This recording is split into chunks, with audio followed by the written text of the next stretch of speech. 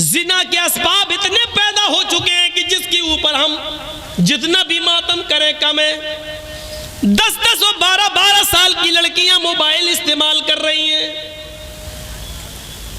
अब तो ऑनलाइन पढ़ाई के नाम पर बड़ी आसानी से उनके माँ बाप भी दे देते हैं। मोबाइल का इस्तेमाल वो इस 1 साल के लॉकडाउन में इतना सीख गई हैं कि उनको जो जियो की तरफ से और एयरटेल की तरफ से मिलने वाली 1 GB 1.5 GB उनको पूरे दिन इस्तेमाल करना है। फिर रात की तारीकी और अंधेरे में माँ बाप जब सो जाते हैं तब आपकी बेटी पढ़ने के बहाने अलग रूम में जाती है और फिर वो क्या क्या देखा जा रहा है वो सब बताने की जरूरत नहीं है। आज सूरत हाल ये हो चुकी है कि महाराष्ट्र के नागपुर के अंदर बाकायदा ये मीटिंगें हो चुकी हैं कि किस तरीके से मुसलमानों की लड़कियों को अपने घर की बहू बनाया जाए। कॉलेजेस में, ऑफिसों में वैकेंसी के नाम पर कितनी जगह खाली है लेडीज की, और अल्पसंख्यक लोगों के लिए मुसलमान बेचारे भरमार लगाए हुए हैं। फला कॉलेज में हमारी बेटी का एडमिशन हो जाएगा, जगह खाली है, और अकलियत के लिए जगह खाली है। अकलियत के लिए फार्म भरते हैं, लड़के जा रहे हैं तो उनको कहा जा रहा है जगह फुल हो गई, लड़कियां जा रही हैं तो उनको फौरन एडमिशन मिल रहा है। फिर जहां आग और पेट्रोल एक जगह पढ़ेंगे एक जगह होगा, जाहिर बात है फिर माँ बाप भी नहीं रोक पाएंगे। और कितनी कोर्ट मैरिज हो रही है महाराष्ट्र के अंदर, आप कुछ नहीं कर सकते क्योंकि आपकी बेटी 18 साल से ऊपर की हो चुकी है और कोर्ट ये कह कर निकाह कर रहा है कि लड़की को पूरी आजादी है अपना हमसफर चुनने की। मेरे भाइयों, ये सब कुछ इसी मोबाइल की देन है। इसी ने जिनाकारी के सारे असबाब और रास्ते खोल दिए जो आज हमने अपनी बेटियों के हाथ में दे रखा है। यहाँ सुन सब रहे हैं लेकिन किसी एक की मजाल ऐसी नहीं कि सुनने के बाद जाए और अपनी बेटियों के हाथ से मोबाइल छीने कि मेरी बेटी तुम्हें मोबाइल की क्या जरूरत है, तुम तो मेरे घर की जीनत हो, तुम तो मेरे जिगर का टुकड़ा हो, तुम किसी अपनी सहेली से बात करना है तो मेरे मोबाइल से बात कर लो, लेकिन मेरी बेटी तुम मोबाइल क्यों रखोगी, तुम मोबाइल क्यों चलाओगी। आज किसी बाप के अंदर इतनी हिम्मत नहीं जो अपनी बेटी से ये कह सके।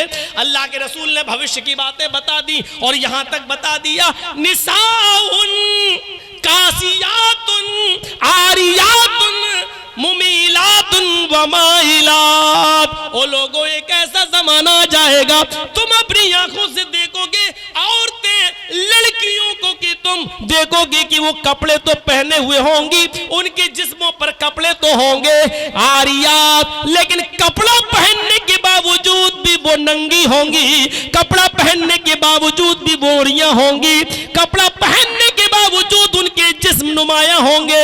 आज कपड़ों की फिटिंग देख लो, इतने टाइट कपड़े कि कपड़ा सुन लो, मेरी बहनों सुन लो, मेरी माओ सुन लो और मेरी कौम की बेटियों फिर सुन लो, जो लड़की इतना टाइट शलवार कमीजी क्यों ना पहने, साड़ी क्यों ना पहने, इतने टाइट कपड़े पहन ले कि कपड़ा पहनने के बाद उस औरत या उस लड़की के जिस्म का फिगर दिखाई दे रहा हो, उसकी बाहें दिखाई दे रही हो, उसके शरीर का, उसके जिस्म का फिगर दिखाई दे रहा हो कि ये इतने सेंटीमीटर होगा, ये इतने इंच होगा, ये सारी चीजें अगर नुमाया हो रही हो तो वो जिस्म चाहे कितना ढका हुआ हो, ये नंगे में शुमार है, ये औरिया में शुमार है, ये बरहनापन में शुमार है। अल्लाह के नबी ने ऐसी औरतों के लिए कहा है, आरियात कासियात, कपड़े तो पहने हुए होंगी, आरियात लेकिन नंगी कहलाई जाएंगी। दुनिया फैशन परस्त कहे, आज की मीडिया फैशन कहे, तुम उसको ये कहो कि आजकल का फैशन है, लेकिन मोहम्मद रसूलुल्लाह की शरीयत में उनको नंगा कहा जाएगा। वो आरियात है, वो बरहना है, वो नंगी है। मुमीलातुन व माइलात, लड़कों से बातें करती हो, लड़कों की तरफ माइल होती हो और लड़के भी अब उनकी तरफ झुकते हो, यानी हंस हंस कर बातें करती हो, गुफ्तगू करती हो, इतना मेकअप करके निकलती हो कि उनको देखकर लड़के फरेफ्ता हो जाएं और ये भी उनके ऊपर माइल हो जाएं। जब तुम ये देख लो अपने और ऐसा माहौल देख लो तो ऐसी औरतों को देखकर सोच लेना, ला यदखुलनल जन्ना वला यजिदना रिहा, ऐसी औरतें जन्नत के अंदर दाखिल न होंगी, और जन्नत तो दूर, जन्नत की खुशबू भी नहीं मिलेगी, जन्नत की खुशबू से भी महरूम हो जाएंगी। हमारे और आपके ऊपर है अपनी बेटियों को कैसे पहनाना है, कैसे कपड़े पहनाना है, क्या पढ़ाना है, कहां जाना है। यहां अच्छी बात है, अल्लाह का शुक्र है, सुना है लड़कियों का मदरसा चल रहा है, तालीम निस्वा बहुत ज़रूरी है औरतों की, लेकिन याद रखिएगा मेरे भाइयों, मदरसे के लोग मदरसे तक जिम्मेदार हैं। मदरसे के बाद जब आपकी बेटी आपके घर आएगी तो आप जिम्मेदार हैं, आपको देखना पड़ेगा। ऑनलाइन पढ़ाई माहौल है दीजिए, लेकिन आप वहां बैठिए, आपके पास टाइम नहीं है। आप अपनी बीवी को वहां बिठाइए कि मेरी बच्ची के पास बैठे, भाई को बिठाइए कि वो आपके पास बैठे। 1 घंटा 2 घंटा कमरे में बंद होकर वो पढ़ रही है ऑनलाइन, और 2 घंटे के बाद फिर पढ़ाई खत्म, फिर हाँ थोड़ा सा काम कर रही हूँ। अब क्या काम कर रही, मैं ये नहीं कह रहा हूँ बदगुमानी करिए, लेकिन ये दरवाजे हैं, दरवाजे, चोर दरवाजे, चोर। सर्दियों के दिन का तो लड़कियां दुआ मांगती हैं, अल्लाह सर क्यों, अच्छा मौका होता है, लिहाफ अंदर डाल डाल के व्हाट्सएप चलाती हूँ, कौन देख रहा है, सर्दी है, हमारी बेटी सो रही है, और पता चला कि अंदर मोबाइल चल रहा, व्हाट्सएप चल रहा है, गुफ्तगू चल रही है। इन चीजों ने दरवाजे खोले। आपको मालूम है हजरत मरियम की किफालत कर रहे थे हजरत जकरिया, और जब मरियम के पास मेहराब के अंदर, मस्जिद के अंदर बेमौसम फल आ गए। बेमौसम फल का मतलब समझ रहे हैं, सेब का मौसम नहीं सेब देखा, केले का मौसम नहीं केला देखा, किसने, हजरत जकरिया ने। सूरह मरियम पढ़िए मेरे भाइयों, जैसे ही हजरत जकरिया ने मरियम के पास बेमौसम फल देखे, ये वही मरियम है जो इतनी पाक दामन है कि जिनको उनके किसी शौहर ने, किसी मर्द ने नहीं छुआ। अल्लाह ने इसी मरियम से ईसा को पैदा किया। ये वो मरियम है जिनकी पाक दामनी का ऐलान अर्श वाले ने, अल्लाह ने किया है। ये मरियम है जिनकी पाक दामनी का ऐलान अल्लाह ने किया, लेकिन इनके पास मस्जिद के अंदर जब बेमौसम फल देके जकरिया ने, इनकी सरपरस्त ने जब बेमौसम फल देके, तो हजरत जकरिया को गुस्सा आया। उन फलों को देखकर मरियम की तरफ देखा, अन्ना लके हाजा, आए मरियम ये क्या है, ये फल तेरे पास कहां से आ गया। तरबूज का मौसम नहीं तरबूज देख रहा हूं, खरबूजे का मौसम नहीं खरबूजा देख रहा हूं, आम का मौसम नहीं आम देख रहा हूं, ये बेमौसम फल तेरे पास कहां से आए। नेक थी, पाक दामन थी, किसी मर्द से उसने बात तक नहीं की थी, कोई उसका बॉयफ्रेंड नहीं था, इसलिए दिल की आवाज दिल से कहती है, आए जकरिया, आए मेरे सरपरस्त, आपने मुझे पाल पोस कर बड़ा किया है, मैं आपको धोखा कैसे दे सकती हूँ, ये किसी लड़के ने नहीं दिया है। यकीन कीजिए आपकी दी हुई तालीम का असर मेरे ऊपर चढ़ा रहेगा, ये किसी बॉयफ्रेंड ने नहीं दिया है। कालत हुआ मैंने चीख कर कहती है मरियम, आए मेरे सरपरस्त, ये अल्लाह की तरफ से आए हैं, ये बेमौसम फल कोई फरिश्ता लाया है, किसी लड़के का इसमें कोई हाथ नहीं। जब मरियम की क्लास ली जा सकती है, जब अल्लाह की इस नेक बंदी की क्लास ली जा सकती है, और इसका सरपरस्त बेमौसम फल के बारे में मरियम से पूछ सकता है, तो आपको अपनी बेटियों पर कैसे भरोसा हो गया है, कैसे सवाल नहीं करते। ये मोबाइल तेरे पास कहां से आया है, तू घर से गई थी तेरे हाथ में रुमाल नहीं था, अब ये रुमाल तेरे पास कहां से आया है, तू घर से एक किताब लेके निकली थी, अब ये 3 किताबें और कॉपी लेकर आई, ये कहां से आई है। तेरे मोबाइल में बैलेंस नहीं था, आज 200 रुपए का बैलेंस ये तेरे मोबाइल में कहां से आ गया है। तेरे मोबाइल में तेरे डैडी, तेरे अब्बू के अलावा किसी का नंबर नहीं था, ये 4-5 जगहों की मिस बैलेंस पड़ी, ये नंबर किसके है। तुम्हें शर्म नहीं आ सकती, तुम अपनी बेटियों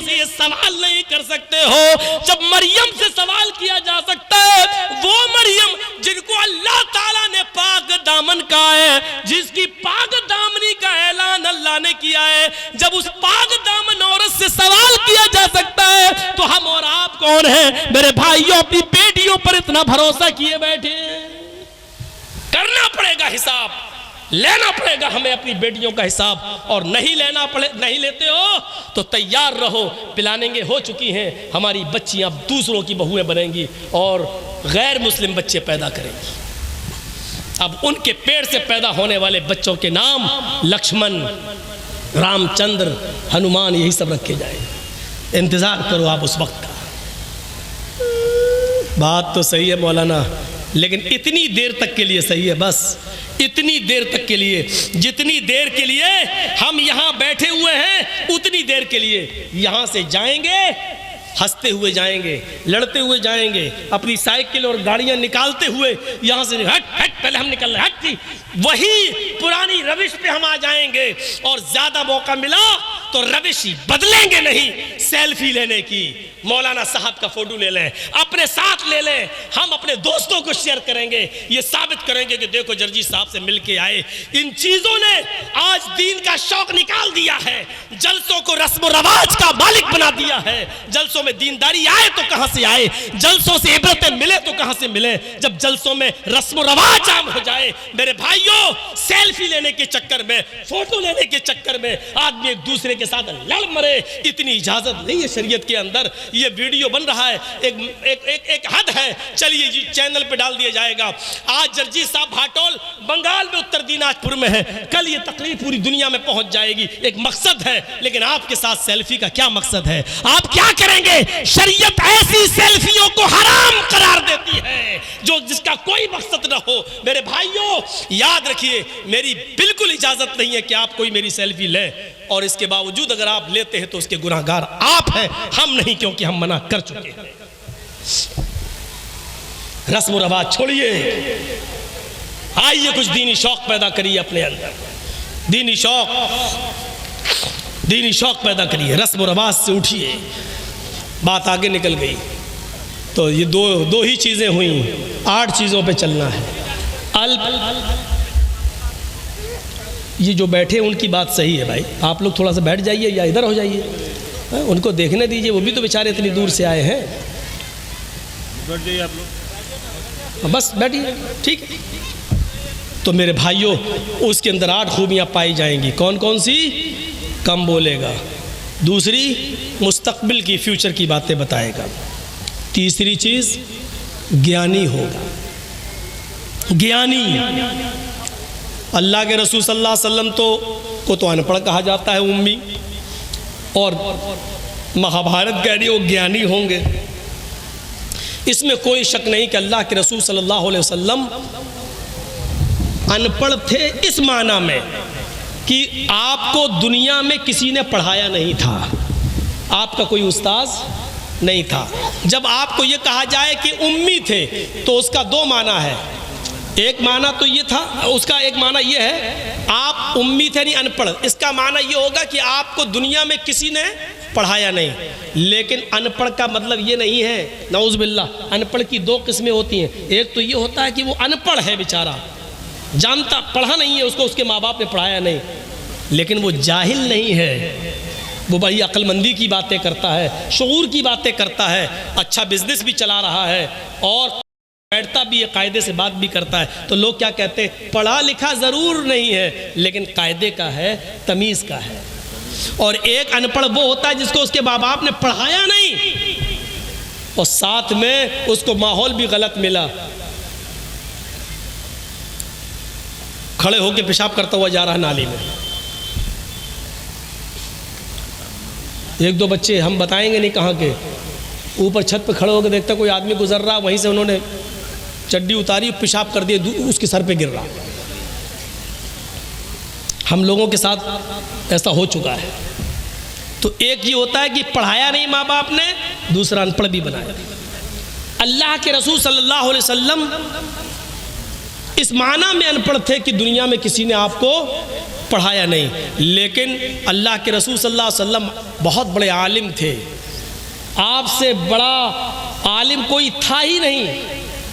जब ये कहा जाए कि आलिम थे तो फिर पढ़ाने वाला कौन, तो उसका माना ये होगा कि अल्लाह के रसूल सल्लल्लाहु अलैहि वसल्लम को अल्लाह ने पढ़ाया, और जिसको अल्लाह ने पढ़ाया हो उससे बड़ा कोई आलिम हो सकता है? नहीं। अनपढ़ थे, दुनिया में किसी ने नहीं पढ़ाया, लेकिन आपसे बड़ा कोई आलिम नहीं था।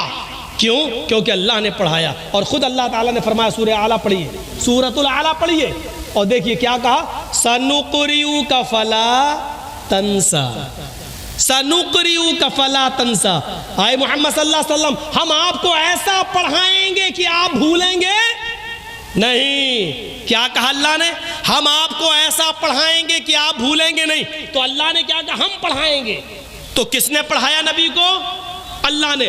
और इंसान को जब पढ़ाता है तो उसका पढ़ाया हुआ सबक इंसान को याद भी रहता है और भूल भी जाता है। मसलन हमें हमारे उस्ताद ने 20 साल पहले क्या पढ़ाया, आज आधा याद है, आधा याद नहीं है। हम आपको क्या पढ़ा रहे हैं अभी, और 1 घंटा 1.5 घंटा 2 घंटा बोलने के बाद आपसे पूछें हमने क्या पढ़ाया आपको, तो आपको बहुत सी बातें याद होंगी और बहुत सी भूल जाएंगे, बहुत सी आप बातें भूल चुके होंगे। क्योंकि इंसान को जब पढ़ाता है तो पढ़ाने वाला भी भूल जाता है, और जिसको पढ़ाया गया है वो भी बहुत सी बातें भूल जाता है। लेकिन जब अल्लाह किसी बंदे को पढ़ाता है तो अल्लाह तो भूल ही नहीं सकता, और अल्लाह का पढ़ाया हुआ बंदा भी उस सबक को कभी भुला नहीं सकता। सनुक़रिउ का फला तंसा, आए नबी हम आपको ऐसा पढ़ाएंगे कि आप भूलेंगे नहीं। अल्लाह के नबी को जब अनपढ़ कहा जाए तो इसका मतलब ये हुआ कि किसी इंसान ने नबी को नहीं पढ़ाया, लेकिन जब ये कहा जाए कि अल्लाह के नबी से बड़ा कोई आलिम नहीं, तो इसका मतलब ये है कि अल्लाह के नबी को अल्लाह ताला ने पढ़ाया, और जिसको अल्लाह पढ़ाए उससे बड़ा ज्ञानी कोई हो सकता है? नहीं। तो अल्लाह के रसूल को क्या कहा गया? तीसरी सिफत कि वो बहुत बड़े ज्ञानी होंगे। क्यों ज्ञानी होंगे? क्योंकि जिसको उसका रब पढ़ाए उससे बड़ा ज्ञान किसके पास हो सकता है? किसके पास? और आज देख लीजिए मेडिकल साइंस भी आज मोहताज है मोहम्मद रसूलुल्लाह की तालीम। ये 1400 साल पहले बताया था ना, मिसवाक करो, आज मेडिकल साइंस बतला रही है कोलगेट करने के नुकसान क्या है, और नीम की या पीपल की मिसवाक करने के फ़ायदे क्या हैं, आज मेडिकल साइंस बतला रही है। ये टिश्यू पेपर होते हैं ना, जो आप उसमें चले जाइए फ्लाइट के अंदर, प्लेन के अंदर, तो ये बहुत से रखे हुए मिलेंगे, और उनके टॉयलेट में चले जाइए तो यही सब मिलेंगे आपको। उठाइए और लैट्रिन करने के बाद पोंछ के वही फेंक दीजिए। ज़माना कल तक हंस रहा था। अल्लाह के रसूल सल्लल्लाहु अलैहि वसल्लम ने कहा था कि जब तुम इस्तंजा करने जाओ तो मिट्टी के 3 ढेले इस्तेमाल कर लो, 3 से कम ढेले इस्तेमाल नहीं होना चाहिए। मिट्टी के ढेलों पर हंसते थे लोग, क्या मोहम्मद साहब ने मिट्टी के ढेले अरे पानी नहीं था, मिट्टी के ढेले बता रहे हैं। आज उसी मेडिकल साइंस ने यह बता दिया कि मिट्टी के ढेले जरासीम को, कीड़ों को, गंदे कीड़ों को और खतरनाक कीड़ों को मारने में ज्यादा सलाहियत रखते हैं, और गंदगी को जज्ब करने की ज्यादा सलाहियत रखते हैं। आप देख लीजिए बहुत से बर्तनों को जब आप साफ करें, सर्फ से साफ करने के बाद, रिन साबुन से साफ करने के बाद भी चिकनाहट बाकी रह जाती है, तो फिर उसको मिट्टी लाकर साफ किया जाता है और मिट्टी से उस चिकनाहट को दूर किया जाता है, क्योंकि मिट्टी के अंदर जरासीम को मारने की ज्यादा सलाहियत मौजूद है। आज की मेडिकल साइंस ने इसको बता दिया। मोहम्मद रसूलुल्लाह सल्लल्लाहु अलैहि वसल्लम से बढ़कर कोई ज्ञानी होगा? मेडिकल साइंस बता रही है। नाक में पानी डालो वुज़ू बनाते वक्त, चढ़ाओ, जब रोज़े से हो तो ज़्यादा मत खींचो, हलक में चला जाएगा, और जब रोज़े से ना हो तो खींचो। आज मेडिकल साइंस बताती, बाबा रामदेव पूछो क्या, हाँ जुकाम जिसको हो गया हो, यहाँ से पानी डालो, यहाँ से निकालो, यहाँ से डालो, यहाँ से निकालो। आज बता रहे 1400 साल पहले मोहम्मद रसूलुल्लाह सल्लल्लाहु अलैहि वसल्लम ने बता दिया। और बाबा रामदेव तो वो बताता है कि जिसकी नाक न निकलती और निकल जाए, ओम विलोम करो, ऐसे करो, पहले ही पकड़ो, खींचो अंदर, अब ये पकड़ लो और फिर बाहर निकालो, जिसकी ना निकलती वो बाहर आ जाए। अल्लाह के रसूल ने मुस्तकिल इलाज बताया, ज्ञानी थे। तीसरी चीज हो गई वो ज्ञानी होंगे, और चौथी चीज शुरुतु ज्ञानी होंगे। अल्लाह के नबी ये बातें अपनी तरफ से नहीं कहेंगे, शुरुतु ज्ञानी, शुरुतु मानी सुनना, ज्ञान मानी इल्म, सुनकर इल्म, यानी अल्लाह ताला जिब्राइल को बताएगा और जिब्राइल से सुनकर मोहम्मद रसूलुल्लाह सल्लल्लाहु अलैहि वसल्लम को मालूम होगा। वही मा यंतिकु अनिल हवा इन हुवा इल्ला वह्युन यूहा। अपनी तरफ से कुछ नहीं बोलते, जो कुछ भी बोलते हैं अल्लाह की तरफ से वही आ जाने के बाद बोलते हैं। सुनकर ज्ञान होगा, अपनी तरफ से कुछ नहीं बोलेंगे। 4 चीजें हो गई, अब इन चारों को एक तरफ रख दो। 5वीं चीज पर आइए, बड़ी जबरदस्त है। पराक्रमी, वो बहुत बड़े बहादुर होंगे। बहादुर नबी की बहादुर उम्मत आज कहाँ है? आपने अभी आंदोलन किया था ना सीए और एनआरसी पर, लेकिन देख लो क्या हुआ। एक इनको देख लो जो किसान लोग कर रहे हैं, दोनों आंदोलन। हाँ, फर्क इतना है कि जितना हंगामा अभी हुआ है, इतना हंगामा अगर आप लोगों ने किया होता तो गोलियां चल गई होती। और हुआ, फिरोजाबाद में कितनी गोलियां चली, शाहीन बाग में कितनी गोलियां चली, दिल्ली के अंदर क्या क्या हुआ, पूरा फसाद, वो सब प्लानिंग, मंसूबे सब। लेकिन आज बड़ा फूक फूक के कदम रखा जा रहा है। ऐसा ना हो ये हालात। इम्तियाज तो बढ़ता गया था, आपके साथ हमारे साथ इम्तियाज बढ़ता जाता है, क्योंकि हम लोग मीम मुसलमान से जुड़े हुए हैं, इसलिए हमारे साथ ये सुलूक तो होना ही है और होता है। लेकिन देखिए मेरे भाइयों और गौर करो, बहादुर नबी कौन होंगे? बहादुर अल्लाह के नबी सल्लल्लाहु अलैहि वसल्लम इतने बहादुर कि जब अकेले थे और लोग अबू तालिब के पास आए, कहने लगे अबू तालिब पानी हद से आगे चढ़ गया है, आपका भतीजा हमारे माबूदों को बहुत बुरा भला कहता है, अब आप अपने भतीजे को मेरे हवाले कीजिए, हम उसको मारेंगे, हम उसको कत्ल करेंगे। आपकी बात समझ में नहीं आ रही उसकी, हम लोग समझा रहे हैं फिर भी नहीं मान रहा है। मोहम्मद कहो सल्लल्लाहु अलैहि वसल्लम, आपकी भी बात नहीं मान रहा, हमारी भी बात नहीं मान रहा है। अब जहां मिलेगा हम उसको मारेंगे, नहीं तो एक मौका और दे रहा हूं, उसको समझा लो। अबू तालिब ने अपने भतीजे मोहम्मद इब्ने अब्दुल्ला को बुलाया और कहा कि बेटे, तुम्हारे बाप नहीं है, मैंने तुम्हें बेटे की तरह पाला है, अपने चचा पर इतना बोझ न डालो कि वो उठा ना सके। आए मेरे भतीजे, तेरी पेशानी से, तेरे सर से अगर खून का एक कतरा गिरेगा तो तेरा चचा अबू तालिब इस दुनिया से रुखसत हो जाएगा। आए मेरे भतीजे, आज ये काफिर लोग फिर आए थे और मुझसे कह रहे थे कि आखिरी मर्तबा समझा लो, और अगर नहीं मानता है तो आप हट जाओ, जहां मिलेगा हम उसको मारेंगे। आए मेरे भतीजे, मान जाओ, मेरे ऊपर इतना बोझ न डालो कि मैं उसको बर्दाश्त न कर सकूं, छोड़ दो इनको इनके हाल पर। आपके साथ उस वक्त कोई नहीं था अबू बकर के अलावा और आपकी बीवी खदीजा के अलावा। जरा तसव्वुर कीजिए कि उस वक्त अबू तालिब ने क्या ये जुमला जब कहा तो अल्लाह के नबी की जबान से जो जुमला निकला उसको सुनो, जो आपकी बहादुरी पर दलालत करता है। आए चचा जान, आज के बाद मैं आपके ऊपर बोझ नहीं बनूंगा, आप अपने आप को मुझसे अलग करना चाहते हैं तो कर लीजिए, लेकिन आप ये चाहते हैं कि मैं उस दावत को देना छोड़ दूं जो अल्लाह ने मेरे ऊपर फर्ज की है, जिसको पहुंचाना मुझ पर मेरी जिम्मेदारी है। रही इनकी बात, ये कहते हैं कि जहां मिलेगा तो मारेंगे, तो सुनिए मेरे चचा जान, उस जात की कसम जिसके कब्जे में मेरी जान है, ये काफिरीन मक्का 9 करोड़ 30 लाख मील की बुलंदी पर जाएं और सूरज को तोड़ कर लाएं और मेरे दाहिने हाथ पर लाकर रख दें और 1,02,40,000 मील की ऊंचाई पर जाएं और चांद को तोड़ कर लाएं और मेरे बाएं हाथ पर लाकर रख दें। कसम है उस जात की जिसके कब्जे में मेरी जान है, ये काफिरों के लिए सूरज का उखाड़ लाना और चांद का तोड़ लाना आसान है, ये ऐसा कर सकते हैं, लेकिन मेरे लिए ये आसान नहीं है कि मैं दीन की दावत छोड़ दूं।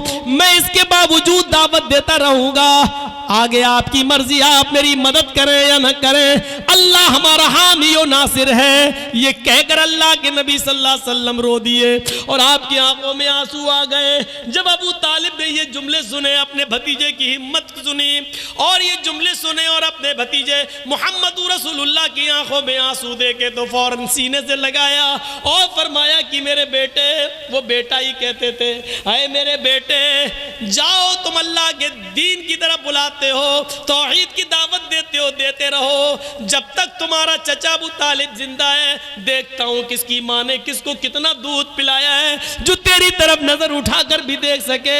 मैं हत्तल वुसअत इस्तिताअत के मुताबिक तेरी मदद करता रहूंगा। अय मेरे भतीजे जा, मैं तेरी आंख में आंसू नहीं देख सकता। अय मेरे बेटे तुम जाओ और दावत तौहीद दो। आपके ये जुमले कि ये सूरज ले आए, चांद तोड़ लाएं, दाएं बाएं हाथ पर रख दे फिर भी मैं नहीं मानूंगा। आपकी बहादुरी की तरफ इशारा करता है। ये बहादुरी थी, पराक्रमी वो बड़ा बहादुर होगा। एक मर्तबा अल्लाह के नबी बाजार का सफर कर रहे हैं, रास्ते में एक मुकाबला हो रहा है कुश्ती का, दंगल। हम लोगों के यहाँ पर भी होते हैं ना दंगल, कुश्ती लड़ी जाती है, दंगल हो रहा है। दंगल का बड़ा शौक था उस जमाने में, देखने लगे दंगल। उसमें एक पहलवान था जिसका नाम था रुकाना, उसको कोई नहीं हरा पाता था। जैसे आजकल भी बहुत बड़े बड़े वो पैदा हो गए ना, वो खली वली का तो हम नहीं जानते, उनसे भी बड़े बड़े पड़े हुए हैं, घूसे उसे मुक्के उक्के मारते। तो उस ज़माने में एक बहुत बड़ा पहलवान था जिसका नाम था रुकाना, वो हारता ही नहीं था कभी। तो उसका मुकाबला चल रहा था और वो सबको उठा उठा के पटकता जा रहा था। अल्लाह के नबी ऐसी देखने के लिए खड़े हो गए। उसने जो देखा मोहम्मद इब्ने अब्दुल्ला, तो उसने चैलेंज कर दिया। उसने ऐसी कहा है मोहम्मद इधर आओ, आओ तुम भी आ जाओ, तुम्हें बड़ा भरोसा है ना तुम्हारे अल्लाह पर, तो आओ ना लड़ लो। आपने कहा रुकाना मैं लड़ने नहीं आया, मैं देखने आया हूं कि ये दंगल क्या है। उसने मुस्कुराते हुए सब लोगों के सामने चीख कर कहा, आए मोहम्मद अगर तुम मुझे उठाकर पटक दो, अगर तुम मुझे हरा दो तो मैं इस्लाम कबूल कर लूँगा। जब कहा कि आ जाओ लड़ लो, तो आपने कहा नहीं मैं लड़ने नहीं आया। जब ये कहा कि अगर तुम मुझे शिकस्त दे दोगे, मुझे हरा दोगे तो मैं इस्लाम कबूल कर लूँगा, तो आप चले गए। इस्लाम का मामला आया तो आप चले गए। चलो तेरे जैसे पहलवान की ज़रूरत भी है दीन को, आप आगे बढ़ गए। ये कितनी बड़ी बहादुरी थी। और कोई मौलाना जर्जीस के सामने खड़े होकर कह दे कि तुम खली के मुकाबले में आ जाओ, तो मैं तो जाऊंगा ही नहीं। कोई मुकाबला है? अल्लाह के रसूल चले गए, हाथ मिलाया, शुरू हो गया मामला। देखो रुकाना अपनी बात से पलटना नहीं। अरे जबान होती है मर्द की, दे दी। वो सोच रहा था कि ये तो तुबला पतला आदमी, एक झटके में गिरा दूंगा। उसको क्या मालूम कि जहां ये जाता है रब की रहमत भी इसके साथ जाती है, रब की मदद भी इसके साथ जाती है। आपने हाथ मिलाया और कुश्ती शुरू। आपने दुआ पढ़ी, बिस्मिल्लाहि तवक्कलतु अलल्लाह रब्बी व रब्बुकल्लाह। ज़ादुल माद में पढ़ी, अल्लामा इब्न क़य्यिम ने यही नकल किया। ये दुआ है। शुरू करता हूँ अल्लाह के नाम से और उसी पर मुझे भरोसा है। रब्बी व रब्बुकल्लाह, जो मेरा और तेरा दोनों का रब है। ये कहकर आपने कुश्ती शुरू कर दी और आनन फानन में यकबैग आपने उसको ऐसा पछाड़ा कि वो चारों खाने चित पड़ा है। दंग रह गए लोग हैं, पतला दुबला इंसान इतने बड़े पहलवान को। रुकाना उठता और कहता है मेरे साथ चीटिंग हो गई है। मोहम्मद ने ऐसे मौके पर मुझे दांव मारा जब मेरा पैर फिसल गया था। मैं मोहम्मद के दांव से नहीं गिरा, अपने पैर फिसलने से मैं गिर गया। जो रेफरी होता है, जज जो होता है, जो फैसला करता है कि कौन हार गया कौन जीत गया, उसने कहा नहीं भाई मैंने तो पैर फिसलते हुए नहीं देखा। मोहम्मद इब्ने अब्दुल्ला फरमाते अल्लाह के नबी, नहीं साहब, अगर इसका पैर फिसल गया था तो मैं इसको एक मौका और देता हूँ। आए रुकाना, अगर तेरा पैर फिसल गया और मेरे दांव से तू शिकस्त नहीं खाया तो दोबारा तू लड़ ले। बहादुर हो तो ऐसा, इतने बड़े पहलवान से कह रहा कि तू दोबारा लड़ ले। उसने दोबारा लड़ना शुरू किया और आपने आनन फानन एकदम उसको फिर शिकस्त दे दी, उसको गिरा दिया। फैसला होता है कि मोहम्मद इब्ने अब्दुल्ला जीत गए। रुकाना से कहा गया, हाय रुकाना अपनी हार शिकस्त तस्लीम करते हो? उसने कहा हाँ हार तस्लीम करता हूं, लेकिन हकीकत यह कि मैं हारा नहीं हूं। कहा फिर क्या बात है? कहा मैं कहूंगा तो तुम गलत मानोगे। मोहम्मद इब्ने अब्दुल्ला ने मुझे ऐसे मौके पर दांव मारा कि मेरी आंख छपक गई थी और अचानक ये कुश्ती तो मोहम्मद इब्ने अब्दुल्ला जीत गए। लेकिन अल्लाह के नबी सल्लल्लाहु अलैहि वसल्लम ने फरमाया, आए रुकाना, अगर तेरी आंख छपक गई थी और मेरा दांव उस वक्त तेरे ऊपर चला तो ठीक है, इस कुश्ती को भी रिजेक्ट कर देते हैं, तू तीसरी बार लड़ ले। तीसरी बार भी हम कुश्ती लड़ लेते हैं, लेकिन ये हमारी और तुम्हारे दरमियान आखिरी होगी। इसके बाद आंख तुम्हारी छपके या मेरी, पैर तुम्हारा फिसले या मेरा, इसको आखिरी माना जाएगा और यही हार जीत का फैसला होगा। कहा ठीक है। तीसरी बार भी कुश्ती हुई और आनन फानन अल्लाह के नबी ने ज्यादा वक्त नहीं लगाया और रुकाना को उठाकर पटक दिया। रुकाना भरेआम मजमे में तस्लीम करता, अब मैं हार गया हूं। एवार्ड के मुस्तहिक मोहम्मद इब्ने अब्दुल्ला हैं। एवार्ड लाया जा रहा है। उस जमाने में जो ट्रॉफी दी जाती थी जीतने वाले को, चैंपियन की, डिस्ट्रिक्ट चैंपियन की, वो ट्रॉफी बड़ी अहमियत रखती थी। वो ट्रॉफी मोहम्मद इब्ने अब्दुल्ला को दी जा रही है, लीजिए। अल्लाह के नबी फरमाते हैं, आए रुकाना, तुमने लोगों के दरमियान ये वादा किया था कि अगर तुम मुझे उठाकर पटक दोगे तो मैं इस्लाम कबूल कर लूंगा, मुझे इस ट्रॉफी की जरूरत नहीं है। भरे मजमे में तुम कलमा पढ़ो, अशहदु अल्ला इलाहा इल्लल्लाह व अशहदु अन्ना मुहम्मदन अब्दुहु व रसूलुहु। ऐ रुकाना, तुम्हारा कलमा पढ़ लेना ही मेरे लिए सबसे बड़ा अवार्ड होगा। रुकाना मुस्कुराकर कहता है, हाय मोहम्मद, ट्रॉफी उठा और चलता बन। तूने मुझे इतना बड़ा सच्चा कैसे समझ लिया था? अरे मैं तो अब तक धोखे ही से जीतता आया और आज भी धोखे से जीतना चाहता था, लेकिन आपके आगे मेरी चली नहीं है। मैं पहली मर्तबा आपने मुझे उठाकर शिकस्त दी, पटका, और मैंने कहा मेरा पैर फिसल गया था। कसम है मुझे अपने लादो मनात की, मेरा पैर नहीं फिसला था, मैं तो झूठ बोला था। आए मोहम्मद इब्ने अब्दुल्ला, दूसरी मर्तबा मेरी आंख छपकी नहीं थी, वो भी झूठ था, और मैं जानता था कि आप तीसरी बार लड़ेंगे, लेकिन तीसरी बार मेरे पास कोई बहाना नहीं, क्योंकि आपने पहले ही कह दिया था कि हार और जीत की आखिरी शक्ल होगी। मैं तो हमेशा झूठ बोलता आया। आए मोहम्मद, ट्रॉफी ले और चल, आज मेरी चैंपियन का अवार्ड तूने ले लिया है, ले जाओ, अगली साल फिर देखेंगे। फिर ट्रॉफी मोहम्मद इब्ने अब्दुल्ला को दी गई। अल्लाह के रसूल ने उस ट्रॉफी को अपने हाथ में लिया और जैसे उस ट्रॉफी को अपने हाथ में लिया फरमाया, लोगों रुक जाओ, मैं लड़ने नहीं आया था, कुश्ती लड़ने का मेरा कोई इरादा नहीं था। यह अलग बात है कि मैंने रुकाना को शिकस्त दी, अब जीता हुआ मैं माना जा रहा हूं, लेकिन लोगों में लड़ने नहीं आया था। रुकाना तो माहिर है लड़ने में, रुकाना ही को अवार्ड मिलता। अगर मैं न लड़ता तो आज रुकाना ही अवार्ड लेके जाता। जब मेरी लड़ने की नीयत ही नहीं थी तो मैं अवार्ड क्यों लूं? इस अवार्ड का असली हकदार रुकाना है, मैं नहीं हूं। आए रुकाना, तुम इस्लाम नहीं लाते हो मत लाओ, तुम दीन कबूल नहीं करते हो मत करो, लेकिन यह अवार्ड मैं नहीं लूंगा, क्योंकि मेरी लड़ने की नीयत नहीं थी, और मैं नहीं लड़ता तो यकीनन यह अवार्ड तुम ही जीतते। अब यह अवार्ड मैं तुम्हें दे रहा हूं। जैसे अल्लाह के नबी उसके करीब गए और उसके हाथों में अवार्ड दिया, लो, रुकाना उस अवार्ड का ही भूखा था, उसने पकड़ा और मोहम्मद इब्ने अब्दुल्ला को आज इतने करीब से देखा, अवार्ड दे रहे हैं, इतना बड़ा एजाज, इतना बड़ा अवार्ड जो बादशाह की तरफ से दिया जाए, वो अवार्ड मोहम्मद इब्ने अब्दुल्ला मुझे दे रहे हैं और कह रहे हैं मुझे इस अवार्ड की जरूरत नहीं, इसके हकदार तुम हो। रुकाना उस अवार्ड को पकड़ता है और नबी के चेहरे को देखता है। आज उसने करीब से नबी के चेहरे को देखा, चेहरा देख कर ही आइडिया लगा लिया ये चेहरा किसी झूठे का नहीं हो सकता है।